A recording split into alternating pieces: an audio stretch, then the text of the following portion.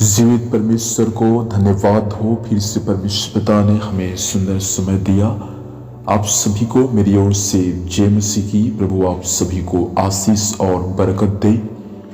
मेरे प्रिय भाई बहन, हम कुछ दिनों से सीख रहे थे कि जब पतरस बंदीगृह में बंद था तो पतरस की कलीसिया जो है पतरस के लिए लौ लगाकर परमेश्वर से प्रार्थना कर रहा था।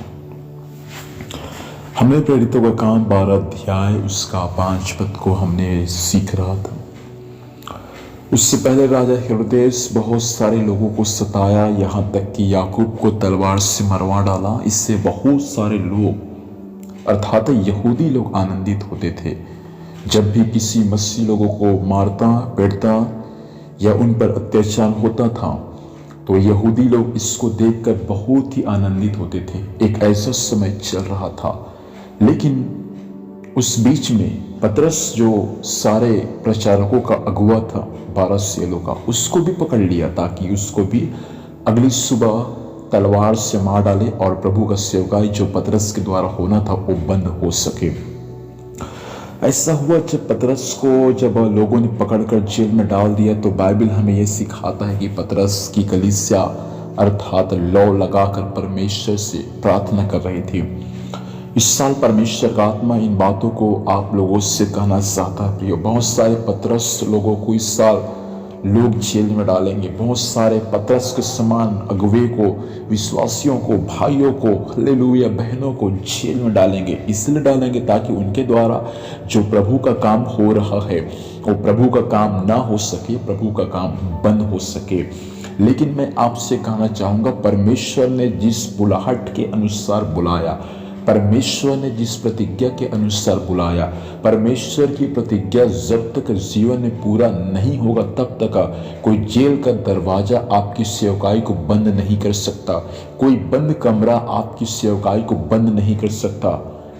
इन दिनों में परमेश्वर का आत्मा आपके लिए नबूवत करके इस बातों को याद दिलाना चाहता है। मेरे प्रिय लोगों, आपकी बुलाहट परमेश्वर ने बुलाया है आपको, तो कोई ऐसी दरवाजा आपके बुलाहट को रोक नहीं सकता। कोई ऐसी दरवाजा आपके सेवकाई को बंद नहीं कर सकता। मैं इन बातों की यीशु मसीह के नाम से घोषणा करता हूं।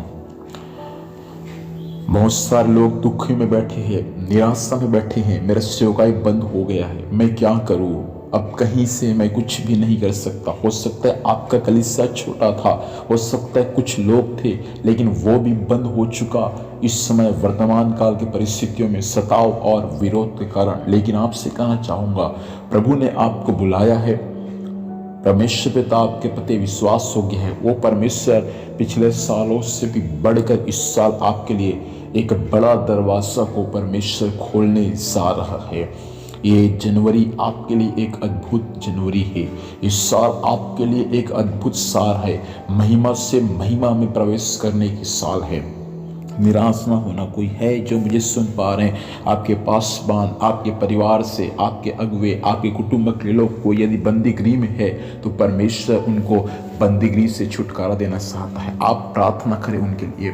आप इन दिनों में उनके लिए आंसू बहाए।